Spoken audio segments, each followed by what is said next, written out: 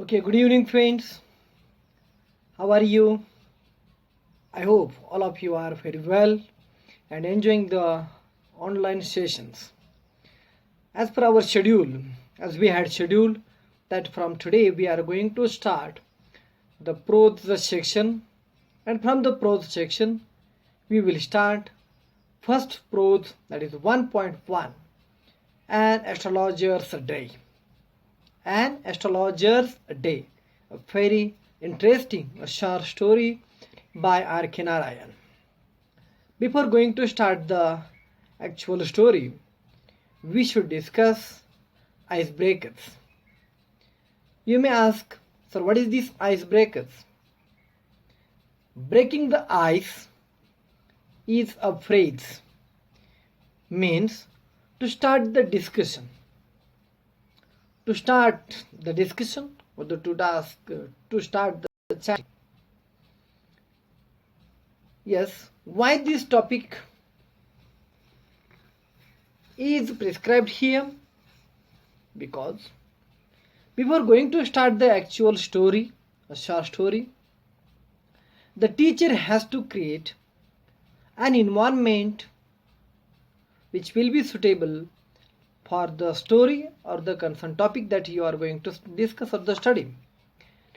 So let us discuss the today's icebreaker. What is the first question? What the activity is given you? You have to discuss with your partner and complete the activity. What are your strengths? Quite important. An essential question is asked. What are your strengths? Actually, it is difficult to answer, but it is very necessary. In personality development program, it is a must ask question.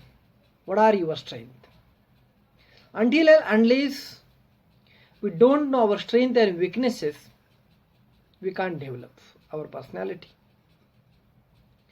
व्यक्तिमत्व विकासामध्ये आपले strength आणि weaknesses आपल्याला माहिती असणं, त्यांचा विकास करणं किंवा विकनेसेस कमी करणं, हे व्यक्तिमत्व विकासामधली खूप महत्त्वाची गोष्ट असते. त्याला पर्सनॅलिटी डेव्हलपमेंटच्या थेरीमध्ये स्वॅट ॲनालिसिस असं म्हणतात. व्हॉट इज दिस स्वॅट? SWOT और सी सुद्धा म्हणतात, काही लोक स्वॅक सुद्धा म्हणतात, SWOC असं पण म्हणतात. What are this SWOC? The first S is a strength. What are the strength? What are your strength? What are the strength of your personality? तुमच्या व्यक्तिमत्वाच्या पॉझिटिव्ह बाजू कोणत्या आहेत, तुमच्या ताकदीचे दुवे कोणते आहेत, हे आपल्याला कळले पाहिजेत. मग कोणते ताकदीचे दुवे असतात? बाबा माझी तब्येत छान आहे, माझं हस्ताक्षर छान आहे, माझं ड्रॉइंग छान आहे, मी खूप छान इंग्रजी बोलतो, माझं मॅथमॅटिक्स रिझनिंग छान आहे. अशा या आपल्या व्यक्तिमत्वाच्या किंवा आपल्या बुद्धिमत्तेच्या पॉझिटिव्ह बाजू या झाल्या आपल्या strength. W stands for weaknesses. What are our weaknesses? शक्यतो विकनेसेस नसावेत, आणि जरी असले तर ते कसे कमी करता येईल हे बघितले पाहिजेत. की बाबा एखादा शॉर्ट टेम्पर आहे, अति रागीट आहे, हस्ताक्षर खराब आहे, किंवा अशा काही गोष्टी तुमच्या विकनेसेसमध्ये असू शकतात. पण काय करायचं आहे रे? आपले स्ट्रेंथ पॉईंट्स वाढवायचे आहेत आणि वीक पॉईंट हे कमी करावायचे आहेत. आलं लक्षामध्ये? स्ट्रेंथ वाढवायचे आणि वीक पॉईंट्स कमी करायचे आहेत. आणि त्याबरोबर आपल्या करिअरमधल्या किंवा आपल्या स्ट्रेंथला अनुसरून भावी जीवनामध्ये आपल्याकडे काय अपॉर्च्युनिटी असतील. O stands for opportunity. कोणकोणत्या अपॉर्च्युनिटी मला त्या त्या क्षेत्रामध्ये असतील, याही गोष्टीचा मी विचार केला पाहिजे. आणि तिसरा C और द T आहे, it stands for the challenges. मी जे काही एम स्वीकारलं आहे किंवा मी ज्या मार्गाने आता चाललो आहे त्या मार्गामध्ये काही चॅलेंजेस आहेत का, या चारही घटकांचा अभ्यास करून करिअरचं प्लॅनिंग करणं म्हणजे स्वॅक ॲनालिसिस करणं हो. SWOC. तुम्ही 12वीच्या वर्गात आहात, खूप महत्त्वाच्या स्टेपला आहात. इव्हन तुम्ही देखील आता या गोष्टीचा किंवा स्वॅक ॲनालिसिसचा विचार करू शकता. We have to discuss, we have to think yourself, you have to think about your strength, weaknesses, opportunities and challenges in your path. Okay, let it be so. Keep aside this SWOT analysis. I hope you will do at your own level, at your home. Even you can take the help of your parents and your good friend. तुम्ही या संदर्भात तुमच्या पॅरेंट्सची किंवा चांगल्या मित्राची पण मदत घेऊ शकता. तुमच्या स्वतःच्या लेवलला करा. If it would have the offline session, जर हा ऑफलाईन सेशन असतं तर definitely I would have asked the same 4 questions to you. What these about the SWOC, strength, weaknesses, opportunities and challenges. But friends, wherever we will meet in next time, in next schedule, I will definitely ask such questions. You should prepare yourself with the answers of these 4 questions. Okay, meanwhile, this breaking the ice, what we have to do, we have to line up, we have to tell our strength, like as the painting and drawing. Why do you feel so? तुम्हाला हे तुमचे strength आहेत, positive points आहेत, हे का वाटतं? की सोपं आहे. I can visualise it, I can paint very nice pictures. So such type of the questions you can give actually. And dream and career. Now, the question, your dream and career must be related to your strength points. Means the strength points of your personality. Strength point of your personality must be used for your further career. Career साठी तुमचा त्या strength pointचा तुमच्याकडे उपयोग झाला पाहिजे. आलं लक्षामध्ये? हे खूप महत्त्वाचं आहे. त्या पद्धतीनं तुम्ही आणखी काही तुमचे स्ट्रेंथ पॉईंट्स असतील ते खाली लिहायचे आहेत. का तुम्हाला ते तुमचे स्ट्रेंथ पॉईंट्स आहेत वाटतात तेही लिहायचे, आणि त्यानुसार तुमचं ड्रीम काय आहे, करिअर प्लॅनिंग काय आहे, तेही पुढच्या रखान्यामध्ये लिहायचं आहे. Okay, next activity. The scene in the local market of the village, town, city is a very attractive. The people with the different occupations sell their wares. Discuss with your partner variety of the activities at the local market. तुमच्या local मार्केटमधला scene तुम्हाला describe करायचा आहे. Imagine that you have visited your market in your town, city or the village, and what you have to do, just you have to describe what was going on.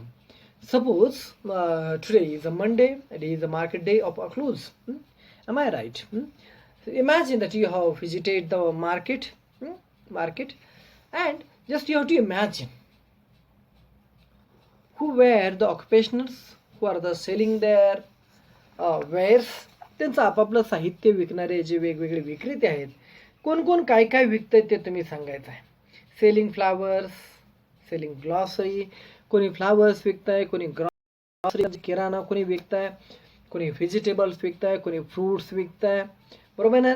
Actually number of things are there in market.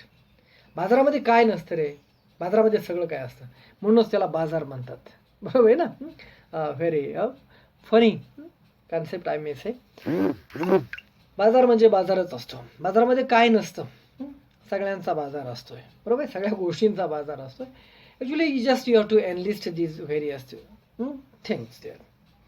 Okay, then in a village or the town, city, is quite a common sight to see an astrologer sitting by the roadside with the professional equipment. Astrologers, भविष्य सांगणारे. भविष्य सांगणारे तुम्ही तुमच्या आजूबाजूला अवतीभोवती नक्की पाहिलेले असतील. नक्की, विशेष करून बाजारामध्ये आता थोडेसे जे कमी दिसतात पण असतात. एखाद्या कॉर्नरमध्ये बघा, ते त्यांचे वेगवेगळे साहित्य घेऊन.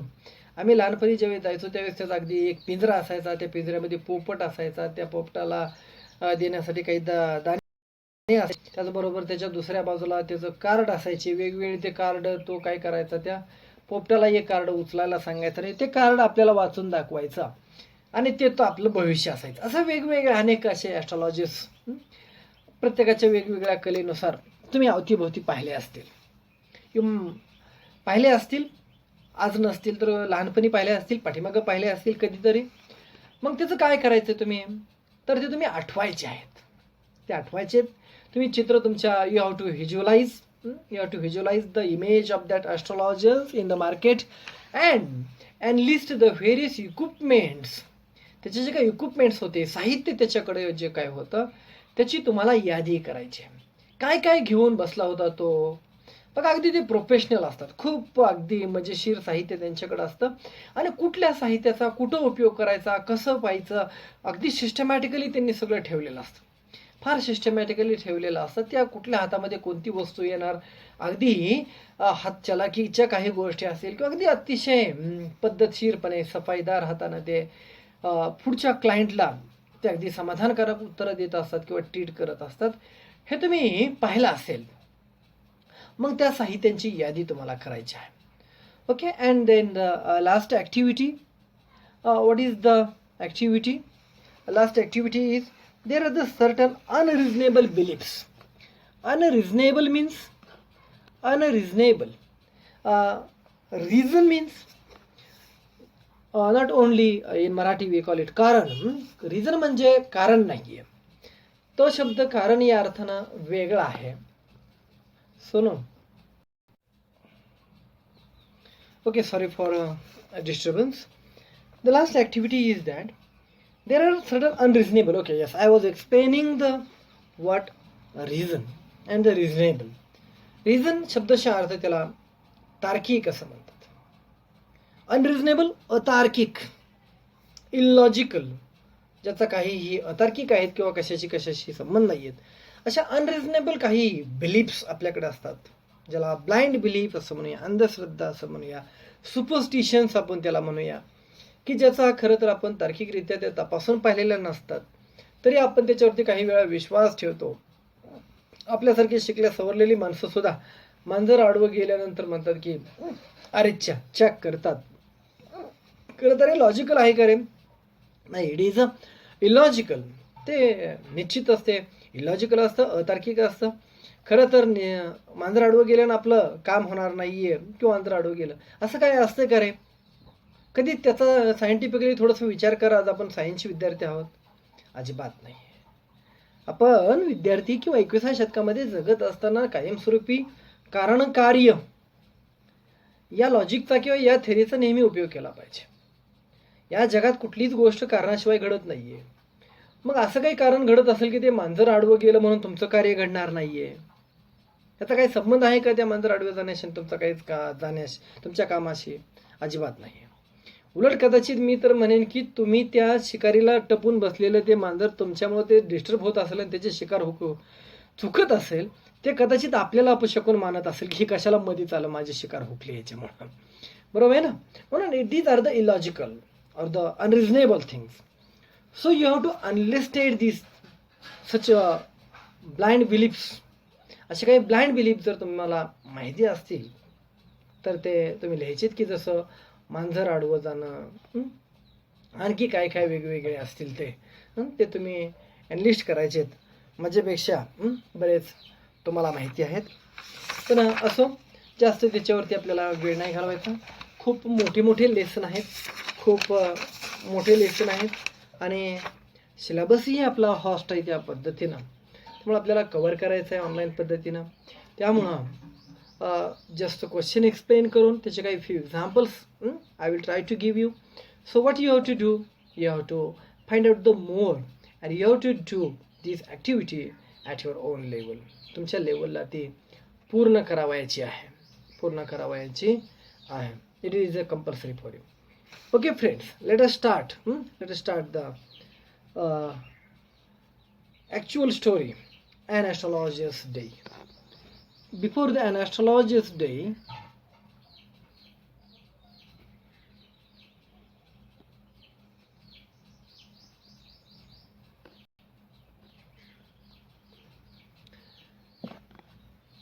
yes friends,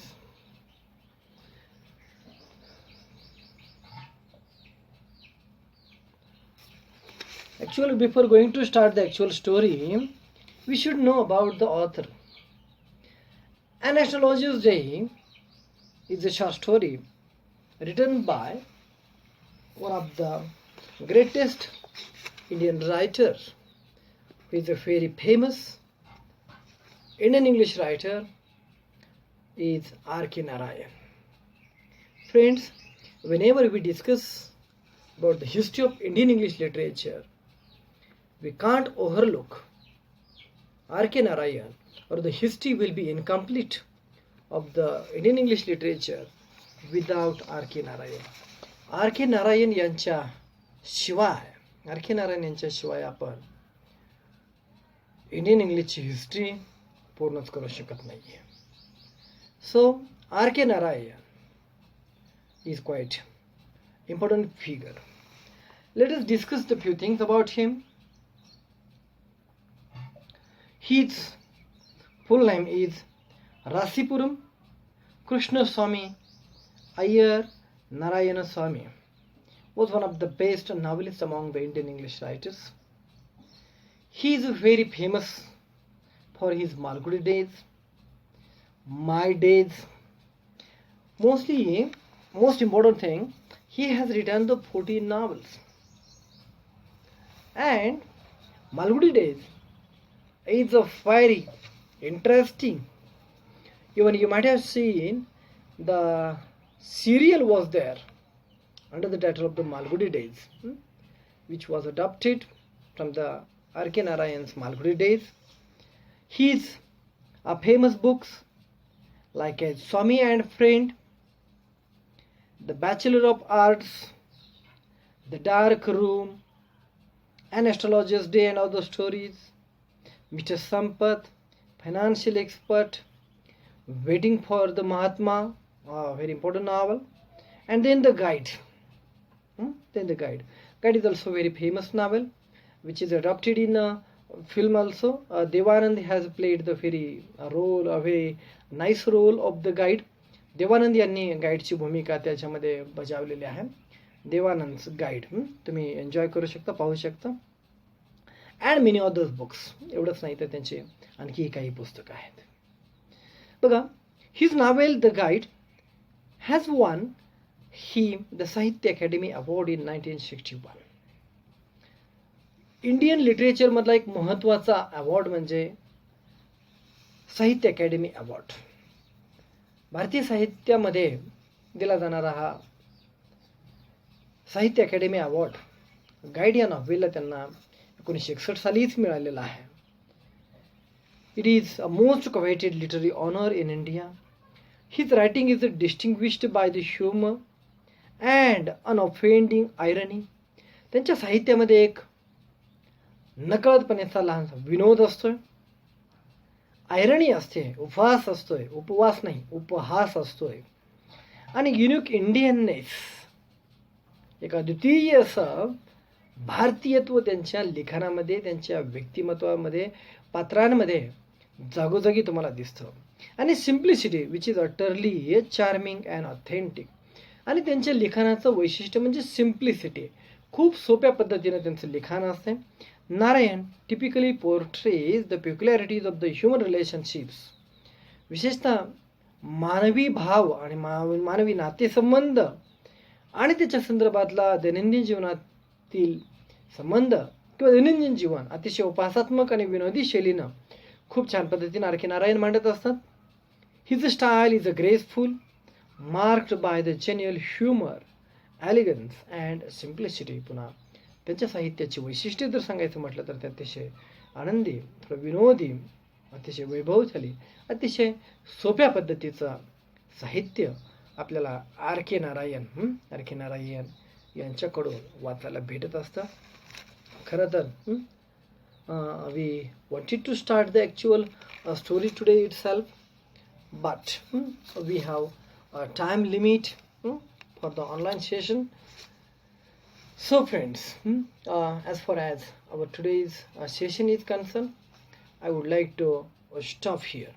But keep in mind, many students are not attending the session on our SBM app. But keep in mind, your the regular attendance is I am noting down here. मी तुमचा regular attendance इथं मी note down करतोय. त्यामुळे तुमचा हा regular attendance it will be very useful for internal assessment. तुमचं अंतर्गत मूल्यमापन जे होणार आहे त्या संदर्भात खूप महत्त्वाचं असणार आहे. So the attend the each and every session and enjoy it. Okay friends, see you tomorrow. Bye.